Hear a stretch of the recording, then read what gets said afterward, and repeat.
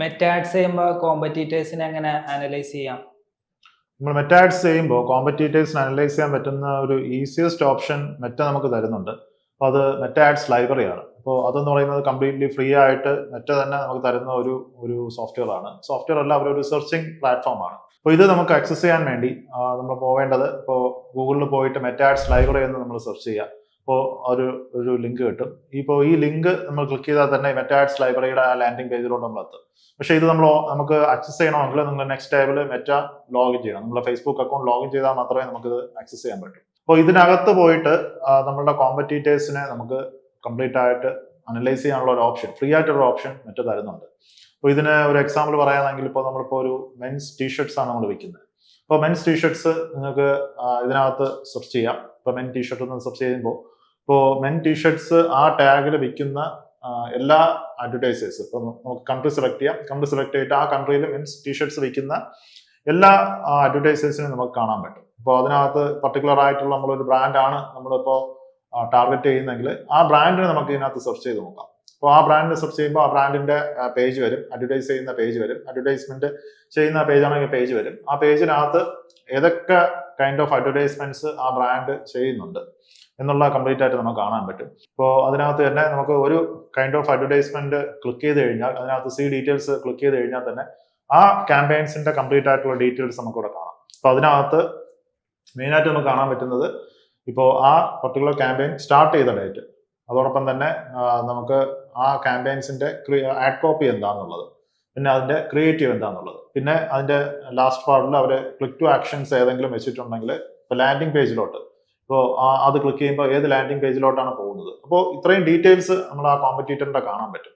Actually ഇത്രയും details കിട്ടുമ്പോൾ തന്നെ നമുക്ക് ആ ഒരു കംപ്ലീറ്റ് ആയിട്ടുള്ള ബ്രാൻഡ് എന്താണ് ചെയ്യുന്നത്, അവരുടെ അഡ്വർടൈസ്മെന്റ് രീതി നമുക്ക് ഏറെക്കുറെ മനസ്സിലാക്കാൻ പറ്റും. ഇപ്പോൾ നിങ്ങളൊരു ബ്രാൻഡ് റൺ ചെയ്യാണ്, അപ്പോൾ നിങ്ങൾക്ക് ആ ബ്രാൻഡ് നിങ്ങളുടെ കോമ്പറ്റീറ്റർ ആയിട്ട് വേറെ ബ്രാൻഡ്സുകൾ ഉണ്ടെങ്കിൽ ഇതേപോലെ ആ ബ്രാൻഡിന്റെ കംപ്ലീറ്റ് ആയിട്ടുള്ള കാര്യങ്ങൾ സെർച്ച് ചെയ്യാം. അല്ലെങ്കിൽ ആ പർട്ടിക്കുലർ പ്രോഡക്റ്റ്, ഇപ്പൊ ഞാൻ നേരത്തെ എക്സാമ്പിൾ പറഞ്ഞതുപോലെ മെൻ ടീഷർട്ട്, അത് സെർച്ച് ചെയ്യാം.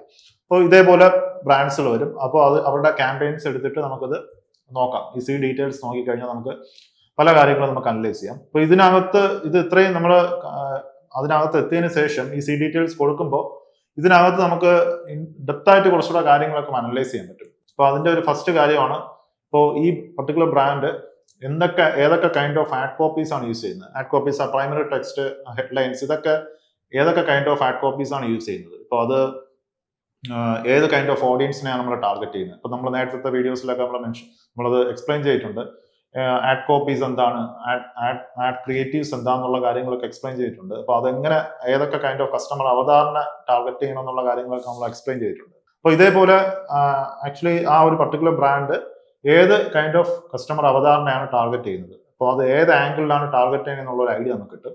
പിന്നെ അവർ യൂസ് ചെയ്യുന്ന ആഡ് ക്രിയേറ്റീവ്സ്, ഇപ്പൊ ഇമേജസ് ആണോ, വീഡിയോസ് ആണോ, വീഡിയോസ് ആണെങ്കിൽ തന്നെ റീൽസ് കൈൻഡ് ഓഫ് വീഡിയോസ് ആണോ, അല്ലെങ്കിൽ സ്ക്വയർ ടൈപ്പ് ഓഫ് വീഡിയോസ് ആണോ. അപ്പൊ ഇങ്ങനെ ഒരു കംപ്ലീറ്റ് ഐഡിയ നമുക്ക് കിട്ടും. അപ്പോൾ ഇതിനകത്ത് വേറൊരു കാര്യം ഇനി നമുക്ക് നോക്കാനുള്ളത്, ഇതിന്റെ ഈ ആഡ്സിന്റെ ഈ സ്റ്റാർട്ടിംഗ് ടൈം. ഇപ്പോൾ ഒരു ബ്രാൻഡ് ആ ഒരു ബ്രാൻഡ് ഇപ്പോൾ ആ പർട്ടിക്കുലർ ക്യാമ്പയിൻ സ്റ്റാർട്ട് ചെയ്തത് ഇന്ന ഡേറ്റിലാണെന്നുള്ള കാര്യം അതിനകത്ത് കാണിക്കും. അപ്പോൾ നമുക്കറിയാൻ പറ്റും, ഇപ്പോൾ ഒരു ബ്രാൻഡ് 1 മന്ത് ആയിട്ട് ഏതെങ്കിലും ഒരു ക്യാമ്പയിൻ റൺ ചെയ്യാണ്. അപ്പോൾ അവിടെ നിന്ന് നമുക്ക് മനസ്സിലാക്കാം ഈ പർട്ടിക്കുലർ ക്യാമ്പയിൻ അവർക്ക് നല്ല റിസൾട്ട്സ് തരുന്നുണ്ട്. അതുകൊണ്ടാണ് 1 മന്ത് ആയിട്ട് അത് കണ്ടിന്യൂസ് ആയിട്ട് അതിനകത്ത് റൺ ചെയ്യുന്നത്. പിന്നെ വേറൊരു കാര്യം നമുക്ക് നോക്കാൻ പറ്റുന്നത്, ഇപ്പോൾ ഒരേ കൈൻഡ് ഓഫ് ക്രിയേറ്റീവ് തന്നെ മൾട്ടിപ്പിൾ ടൈംസ്, മൾട്ടിപ്പിൾ വെർഷൻസ് ആയിട്ടാണ് നമുക്ക് അതിനകത്ത് കാണാൻ പറ്റുകയാണ്. അപ്പോൾ അതിൽ നിന്ന് നമുക്ക് മനസ്സിലാക്കാം ഈ പർട്ടിക്കുലർ ബ്രാൻഡിൽ ഈ ഒരു ക്രിയേറ്റീവ് അത്യാവശ്യം നല്ല രീതിയിൽ വർക്ക് ആവുന്നുണ്ട്. അതുകൊണ്ട് അത് ഡ്യൂപ്ലിക്കേറ്റ് ചെയ്ത് മൾട്ടിപ്പിൾ ക്യാമ്പയിൻസിൽ അവർ ആ സെയിം ക്രിയേറ്റീവ് അത് ഫിക്സ് ചെയ്ത് റൺ ചെയ്യുകയാണ്. അപ്പോൾ ഇതും നമുക്ക് ഇങ്ങനെയൊക്കെ ഏറെക്കുറെ നമുക്ക് അനലൈസ് ചെയ്യാൻ പറ്റും. ഇത് കംപ്ലീറ്റ് ഡാറ്റ അല്ല, എന്നാലും ഒരു ഫ്രീ ഓഫ് കോസ്റ്റിന് നമുക്ക് നമ്മളുടെ കോമ്പറ്റീറ്ററിന്റെ ഈ കൈൻഡ് ഓഫ് അനാലിസിസ് നമുക്ക് അവിടെ ചെയ്യാൻ പറ്റും. ഇനി അടുത്തത് ലാൻഡിംഗ് പേജ്. ഇപ്പോൾ നമ്മളുടെ കോമ്പറ്റീറ്റേഴ്സ് യൂസ് ചെയ്യുന്ന ലാൻഡിംഗ് പേജസ് ഏതാണ്, ഇപ്പോൾ ആ ലാൻഡിംഗ് പേജസിൽ അവർ എന്തൊക്കെ കൈൻഡ് ഓഫ് ഒപ്റ്റിമൈസേഷൻസ് ചെയ്തിട്ടുണ്ട്. ഇപ്പോൾ ആ യൂസേഴ്സ് വരുമ്പോൾ, ഇപ്പോൾ ഞാൻ നേരത്തെ നമുക്ക് ഏറ്റവും കൂടുതൽ വിന്നിങ് ആയിട്ടുള്ള ഒരു ആഡ് ക്രിയേറ്റീവ് അല്ലെങ്കിൽ ആഡ് കോപ്പി നമുക്ക് കണ്ടെത്താന്ന് പറഞ്ഞു ഇതിനകത്ത്. അപ്പോൾ ആ ഒരു കൈൻഡ് ഓഫ് ഒരു ആഡ് കോപ്പീസ് ക്ലിക്ക് ചെയ്യുമ്പോൾ പോകുന്ന ലാൻഡിംഗ് പേജ് എങ്ങോട്ടാണ്, അപ്പോൾ ആ ലാൻഡിംഗ് പേജ് എങ്ങനെയാണ് അത് അവർ ഡിസൈൻ ചെയ്തിട്ടുള്ളത്, അത് കളക്ഷനിലോട്ടാണോ പോകുന്നത് അല്ലെങ്കിൽ പർട്ടിക്കുലർ ഒരു പ്രോഡക്റ്റിലോട്ടാണോ പോകുന്നത്. അപ്പോൾ അങ്ങനെ ഒരു അനാലിസിസ് നമുക്കിവിടെ ചെയ്യാം. അപ്പോൾ ഇത് ഈ രീതിയിൽ ചെയ്തു കഴിഞ്ഞാൽ ഇപ്പോൾ നമ്മളുടെ കോമ്പറ്റീറ്റർ ചെയ്യുന്ന എക്സാക്ട് കൈൻഡ് ഓഫ് ഒരു സ്ട്രാറ്റജീസ് നമുക്ക് ഏറെക്കുറെ മനസ്സിലാക്കാൻ പറ്റും. അപ്പോൾ ഇങ്ങനെ ഒരു രീതിയിലെല്ലാം നമുക്ക് ഈ FB ആഡ് ലൈബ്രറി യൂസ് ചെയ്യാം. ഇത് യൂസ് ചെയ്ത് കഴിഞ്ഞാൽ നമുക്ക് വൺ കൈൻഡ് ഓഫ് ഒരു ഫസ്റ്റ് ലെവൽ ഓഫ് നമ്മളുടെ ഒരു കോമ്പറ്റീറ്റീവ് അനാലിസിസ് നമുക്ക് കൃത്യമായിട്ട് അത് അനലൈസ് ചെയ്യാൻ പറ്റും. ഇനി നമുക്ക് ഇതിനകത്ത് ചെയ്യാൻ പറ്റാത്ത ഒരു കാര്യം എൻഗേജ്മെന്റ്സ് ആണ്. ഇപ്പോൾ നമുക്ക് പർട്ടിക്കുലർ ആയിട്ടുള്ള ആഡ് ക്രിയേറ്റീവ്സ് എത്രത്തോളം എൻഗേജ്മെന്റ് ക്രിയേറ്റ് ചെയ്തിട്ടുണ്ട് അതിനകത്ത്, മീൻസ് എത്രത്തോളം ലൈക്സ് കമന്റ്സ് ഒക്കെ വന്നിട്ടുണ്ട്, അതൊന്നും നമുക്ക് ഇതിനകത്ത് കാണാൻ പറ്റില്ല. ഇപ്പോൾ ജസ്റ്റ് നമുക്കിപ്പോൾ ആ ഒരു പർട്ടിക്കുലർ ബ്രാൻഡ് അല്ലെങ്കിൽ ആ പർട്ടിക്കുലർ പേജ്, ആ ബ്രാൻഡിന്റെ പേജ് ഏതൊക്കെ അഡ്വർടൈസ്മെന്റ്സ് ക്രിയേറ്റ് ചെയ്തിട്ടുണ്ട് എന്നുള്ളത് മാത്രമേ നമുക്ക് കാണാൻ പറ്റൂ. പിന്നെ ഞാൻ ഈ പറഞ്ഞ ഡീറ്റെയിൽസേ കാണാൻ പറ്റും. അപ്പോൾ അത് ഇതിനകത്തൊരു നെഗറ്റീവാണ്. നമുക്കൊരു എൻഗേജ്മെന്റ് കൂടെ കാണാൻ പറ്റുന്നെങ്കിൽ കുറച്ചുകൂടെ ബെറ്റർ ആയിരുന്നു. പക്ഷെ അത് ഒരിക്കലും ആ പ്രൈവസിയുടെ ഇഷ്യൂസ് ഉള്ളതുകൊണ്ട് അത് ഒരിക്കലും ആ എൻഗേജ്മെന്റ് അവിടെ കാണിക്കത്തില്ല. പക്ഷെ ഇത്രയും ഡീറ്റെയിൽസ് കിട്ടിയാൽ തന്നെ നമുക്ക് ഞാൻ ഈ പറഞ്ഞതുപോലെ ഏകദേശം നമുക്കൊരു അനാലിസിസ്, നമ്മളുടെ കോമ്പറ്റീറ്ററിന്റെ അനാലിസിസ് നമുക്ക് ചെയ്യാൻ പറ്റും. ഇനി നമുക്ക് മെറ്റ ആഡ്സ് ലൈബ്രറി അല്ലാതെ നമുക്ക് ഓപ്ഷൻ ഉള്ളതെന്ന് വെച്ച് കഴിഞ്ഞാൽ പെയ്ഡ് ഈ ഒരു കൈൻഡ് ഓഫ് ഫെസിലിറ്റീസ് തരുന്ന സോഫ്റ്റ്വെയർസ് ഉണ്ട്. ഇപ്പോൾ ആഡ്സ്പൈ, മിനിയ ഇതേപോലെയുള്ള ഒരു ടൂൾസുകൾ നമുക്ക് യൂസ് ചെയ്യാം. അതൊക്കെ പെയ്ഡ് ടൂൾസുകളാണ്. അപ്പോൾ ആ ടൂൾസുകൾ എടുക്കുമ്പോൾ ഈ മെറ്റ ആഡ്സ് ലൈബ്രറി തരുന്നതിനേക്കാളും കുറച്ചുകൂടെ ഡാറ്റാസ് നമുക്ക് അതിനകത്ത് നിന്ന് സ്ക്രാപ്പ് ചെയ്തെടുക്കാൻ പറ്റും. ഇപ്പോൾ ഒരു ഇംപ്രഷൻസ്, കൈൻഡ് ഓഫ് ഒരു ക്യാമ്പയിൻസ് പോവുകയാണെങ്കിൽ അത് എത്രത്തോളം ഇംപ്രഷൻസ് കാണിച്ചു. പിന്നെ ഇപ്പോൾ നമ്മളിപ്പോൾ മെറ്റ ആഡ്സ് ലൈബ്രറിയിൽ നമ്മൾ എടുക്കുമ്പോൾ നമുക്ക് അറിയാൻ പറ്റില്ല ഇതൊരു പ്രോസ്പെക്ട് ക്യാമ്പയിൻ ആണോ, മീൻസ് പ്രോസ്പെക്ട് എന്ന് പറയുന്നത് ഒരു ഫസ്റ്റ് ടൈം യൂസേഴ്സിനെ കാണിക്കുന്ന ക്യാമ്പയിൻ ആണോ അതോ ഒരു റീടാർഗറ്റ് ക്യാമ്പയിൻ ആണോ എന്നുള്ള കാര്യങ്ങളൊന്നും നമുക്ക് മെറ്റ ആഡ്സ് ലൈബ്രറിയിൽ നിന്ന് അനലൈസ് ചെയ്യാൻ പറ്റില്ല. അത് കംപ്ലീറ്റ് ആയിട്ടുള്ള ആ പേജ് റൺ ചെയ്യുന്ന കംപ്ലീറ്റ് ആയിട്ടുള്ള ഒരു ആഡ്സ് ആണ് അതിനകത്ത് കാണിക്കുന്നത്.